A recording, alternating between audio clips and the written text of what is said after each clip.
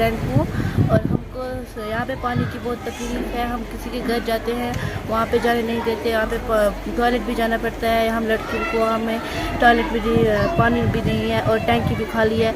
और हमको किसी के घर जाते हैं, वहाँ पे भी नहीं जाने देते। और दरिया पे जाते हैं तो वहाँ पे सर नहीं जाने देते। हमको टॉयलेट जाना पड़ता है, कहीं जाना पड़ता है। तो किसी के घर जाते हैं तो वहाँ पे सब डांटते हैं, बोलते हैं यहाँ नहीं आया करो।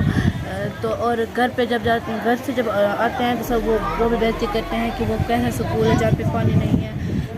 हम रिक्वेस्ट करना चाहते हैं कि डिपार्टमेंट से कि हमें पानी की बहुत दिक्कत है, हमें पानी चाहिए। बोतल घर से लाते हैं, यहाँ पे पानी नहीं होता है।